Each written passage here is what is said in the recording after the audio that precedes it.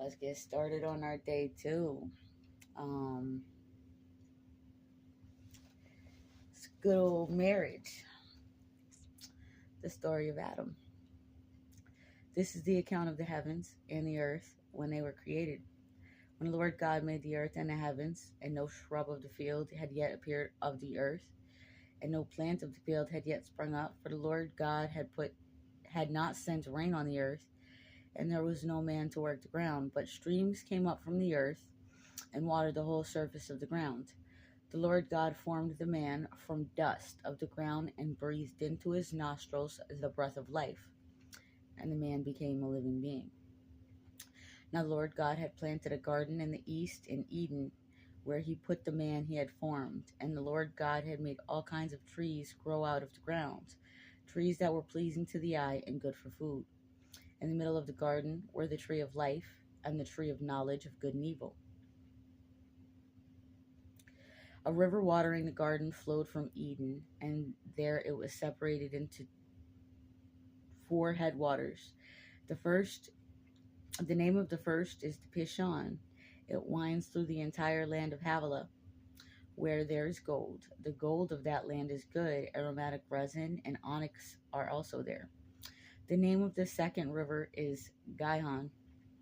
It winds through the entire land of Cush. The name of the third river is the Tigris. It runs along the east side of Ashur, and the fourth river is the Euphrates. The Lord God took the man and put him in the Garden of Eden to work it and take care of it. And the Lord God commanded the man, "You are free to eat from any tree in the garden, but you must not eat from the tree of knowledge of good and evil. For when you eat of it, you will surely die." The Lord God said, "It is not good for the man to be alone. I will make a helper suitable for him." Now the Lord God had formed out of the ground all the beasts of the field and all the birds of the air. He had brought them to the man to see what he would name them, and whatever the man called each living creature, that was its name. So the man gave names to all livestock, the birds of the air, and the beasts of the field. But for Adam no suitable helper was found. So the Lord God caused the man to fall into a deep sleep, and while he was there sleeping, he took one of the man's ribs and closed up the place with flesh. Then the Lord God made a woman from the rib he had taken out of man. He had brought her to the man. The man said, "This is now bone of my bones and flesh of my flesh. She shall be called woman, for she was taken out of a man. For this reason, a man will leave his father and mother and be united to his wife, and they will become one flesh." Talk about the sanctity of marriage, okay? It's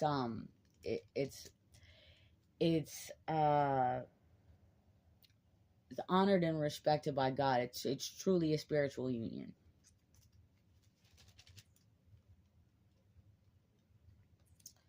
The man and his wife were both naked, and they felt no shame. Well, I said that. The fall of man. Now the serpent was more crafty than any of the wild animals the Lord God had made. He said to the woman, "Did God really say you must not eat from any tree in the garden?" The woman said to the serpent, "We may eat fruit from the trees in the garden, but God did say, you must not eat from the fruit from the tree that is in the middle of the garden, and you must not touch it, or you will die." "You surely will not die," the serpent said to the woman, "for God knows that when you eat of it, your eyes will be opened, and you will be like God, knowing good and evil." When the woman saw that the fruit of the tree was good for food and pleasing to the eye, and also desirable for gaining wisdom, she took some of it and ate it. She also gave some to her husband who was with her, and he ate it. And then the eyes of both of them were open, and they realized they were naked. So they sewed fig leaves together and made coverings for themselves.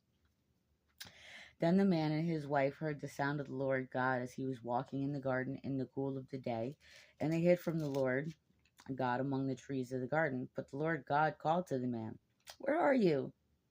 He answered, "I heard you in the garden, and I was afraid because I was naked, so I hid." And he said, "Who told you that you were naked? Have you eaten from the tree that I commanded you not to eat from?" The man said, "The woman you put me here with, she gave me some fruit from the tree, and I ate it." Oh, you snitching ass motherfucker. Then the Lord God said to the woman, "What is this you have done?" The woman said, "The serpent deceived me, and you did that shit because you wanted to, Eve." Just kidding. So the Lord God said to the serpent, "Because you have done this." So the Lord God said to the serpent, "Because you have done this, cursed are you above all the livestock and all the wild animals. You will crawl on your belly and you will eat dust all the days of your life. And I will put enmity between you and the woman, and between your offspring and hers. He will crush your head, and you will strike his heel." To the woman he said, "I will greatly increase your pains in childbearing. With pain you will give birth to children. Your desire will be for your husband, and he will rule over you."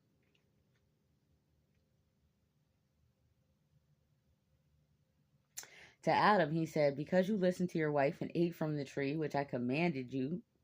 about which I commanded you, you must not eat of it.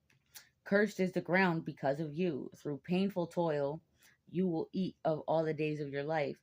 It will produce thorns and thistles for you, and you will eat the plants of the field. By the sweat of your brow, you will eat your food until you return to the ground, since from it you are taken.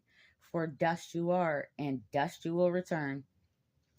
Adam named his wife Eve because she will become the mother of all the living. The Lord God made garments of skin for Adam and his wife, clothed them, and the Lord God said, "The man has now become